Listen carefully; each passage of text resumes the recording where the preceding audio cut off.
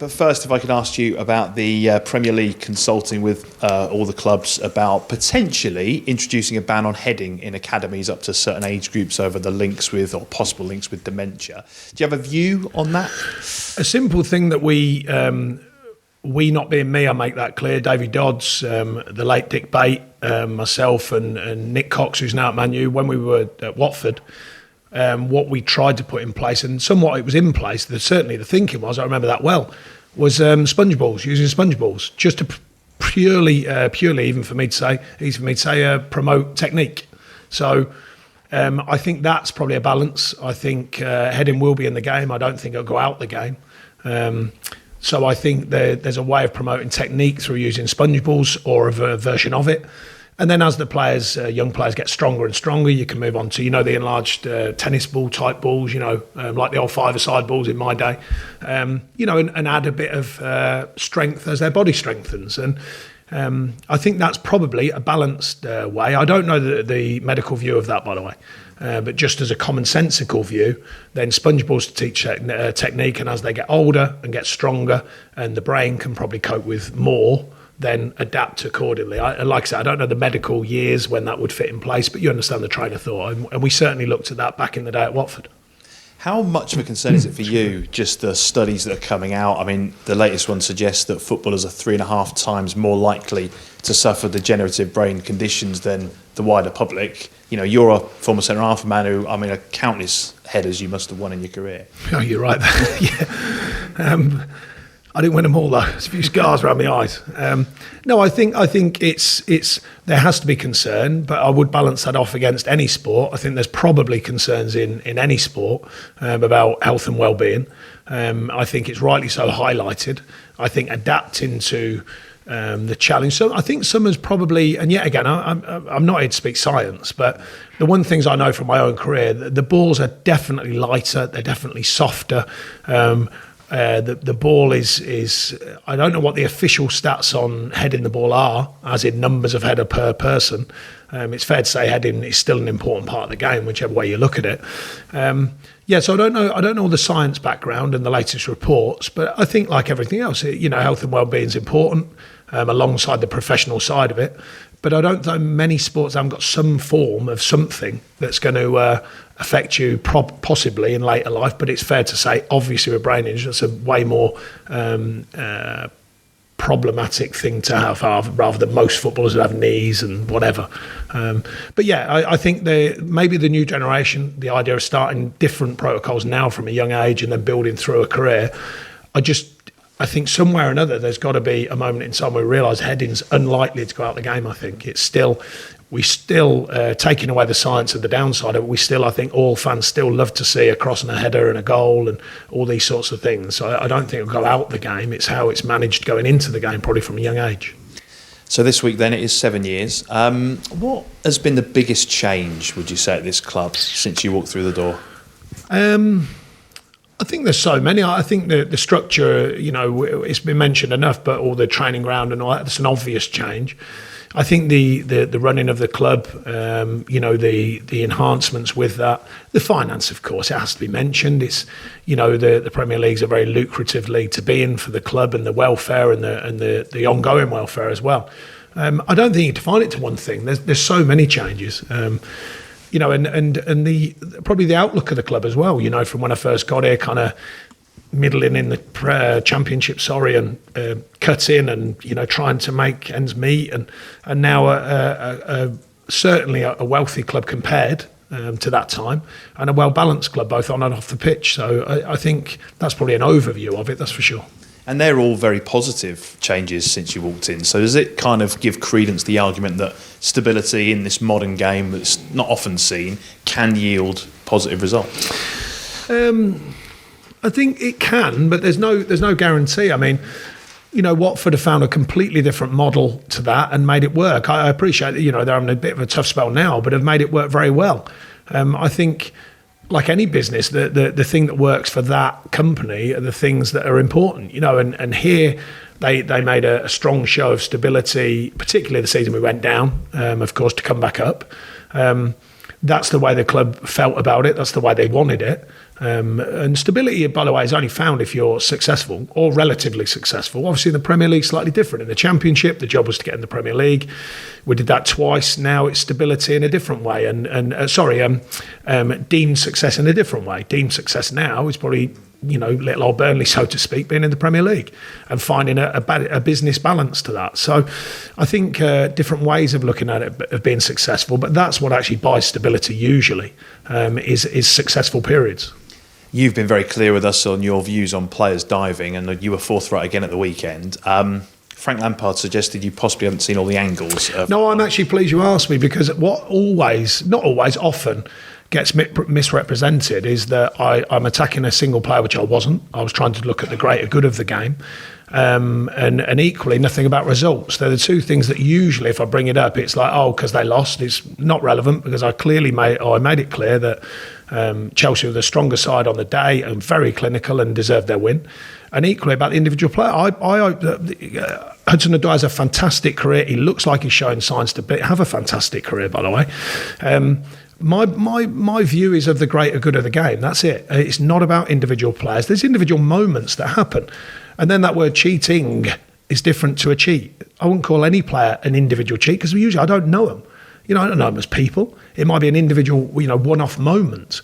The point is the greater good of the game, I was trying to suggest. There's a lot of things I think are out of kilter with what the game should stand for, and that is definitely one of them. And the main thing for me is it seems to be a lone voice, and I'm not attacking anyone either with that. It just seems that no one's that worried. The only thing I can give reference to, having been in football all my life, is if you think of a modern fan, if you're kind of a young fan, maturing at maybe 14, 16, all you've ever seen is what you're seeing now. From when you could really clearly reference it. I'm going back to my childhood, probably 6 or 7 years old, when I really could clearly see and think about what was happening. Well, all they've actually seen is versions of simulation, let's call it the polite word. So they don't know any different. So therefore they've grown up with it and they just think it's normalised. The generation before that, I would argue, don't think it's normalised. And there's honestly, the amazing thing is the media don't always side or not side with me, but the amount of fans who come up to me and agree, and I say to them, well, say your bit then, because fans are powerful. If they've had enough of it, they should rally as a collective and say, right, this is not for us type thing. But I also remain true to my word. We're not talking about gamesmanship. It happens in every sport across the globe. We're talking about literal diving, therefore cheating on any given individual moment. That's the bit that I think needs to go out the game.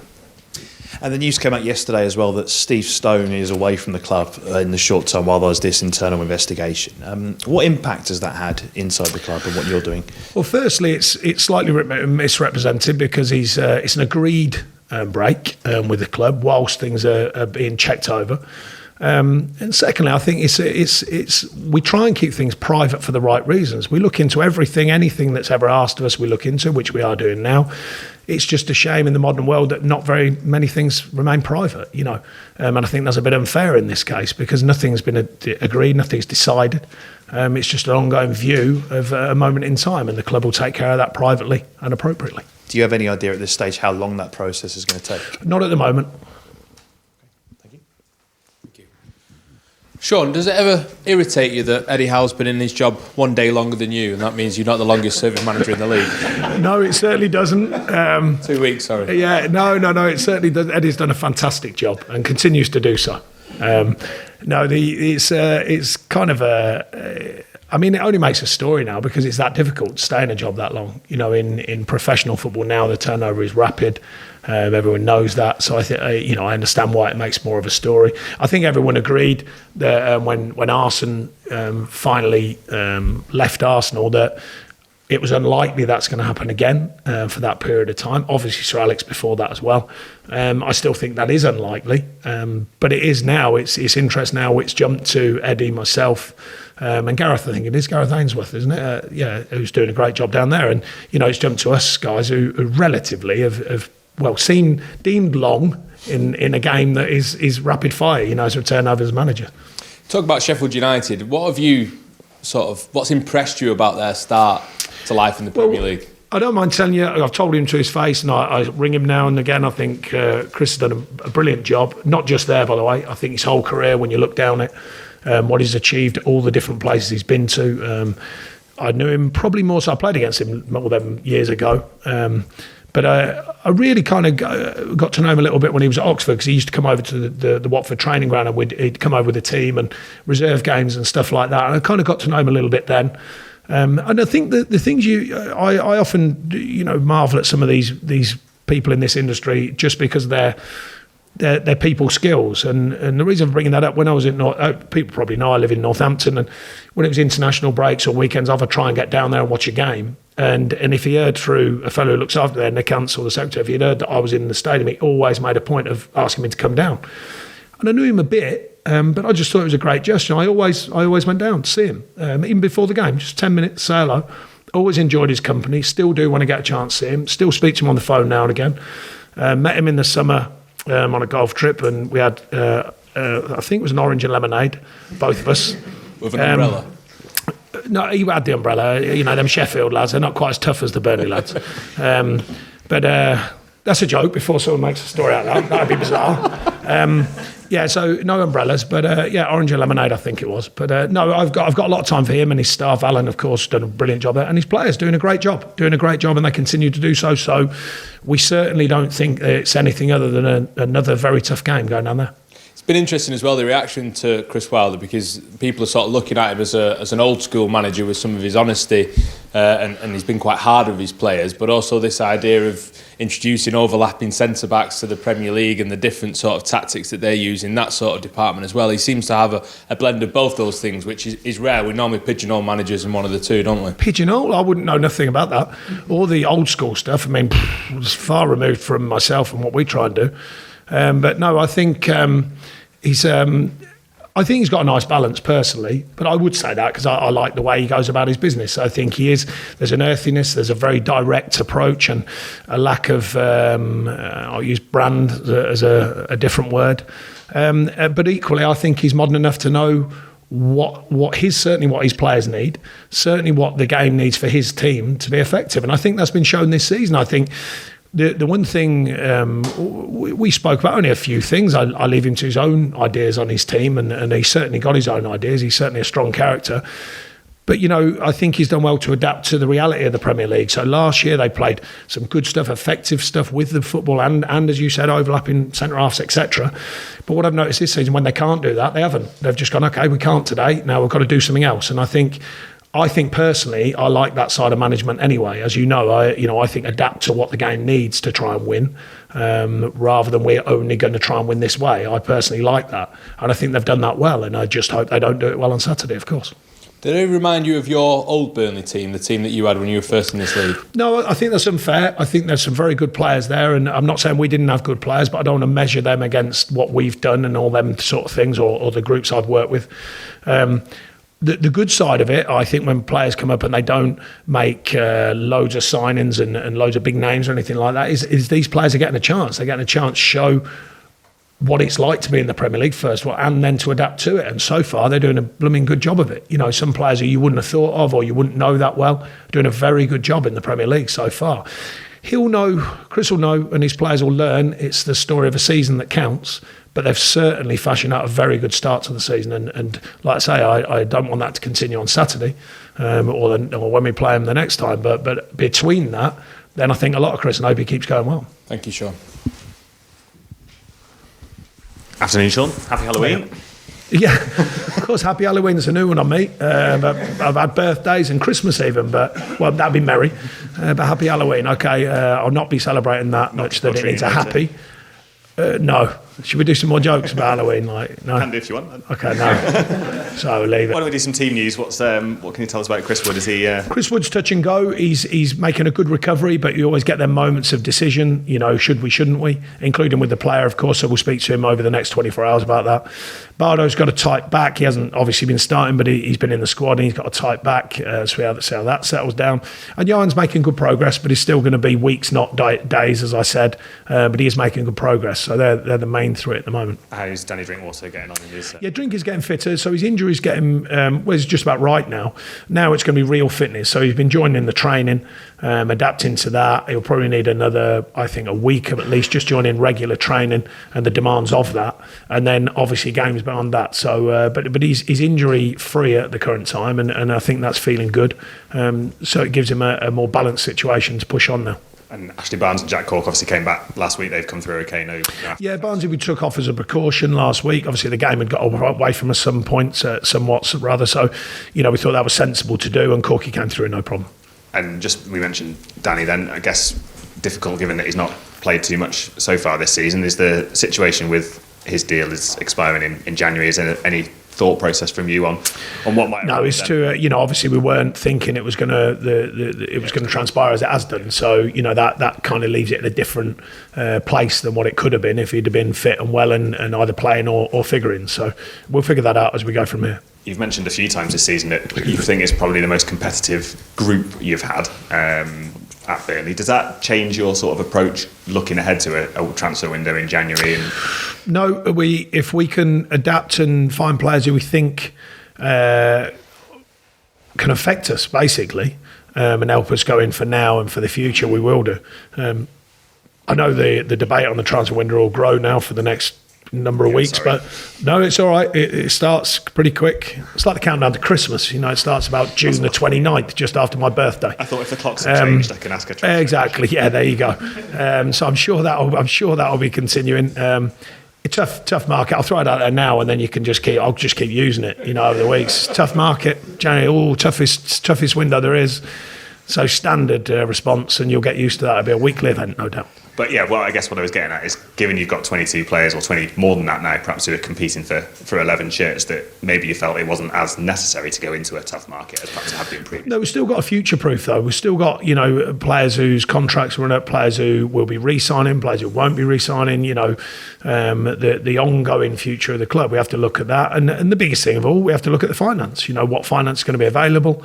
I don't know. It's something that's always been a challenge to work with the finance here. So that's another thing. So we just have to wait and see. And just lastly for me, Robbie Brady's come back in the last sort of couple of weeks, started at Leicester, came off the bench last week. Just how much of a difference can he make when he's sort of fit and firing on all cylinders? Well, he was excellent when he came on last week and helped us have a glimmer of a chance in a game that had got away from us. So I enjoyed that. He's continuing to get back to full fitness and full sharpness.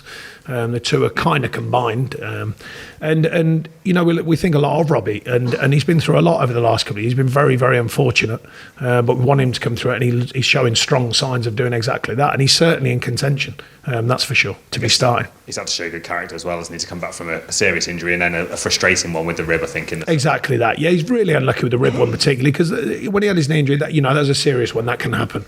But the rib one, I mean, you can't. It's one of them sod's law things. He gets a bad ribs and then gets cracked on it straight away and literally cracks it. And you can't really believe it. So very, very unfortunate. But he's not lacking in character, the lad, that's for sure. And he's good around the joint, and he's looking very active at the moment. So we're enjoying what he's doing.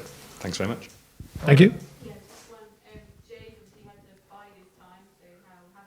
Who was that, sorry? Jay. Yeah, Jay, yeah.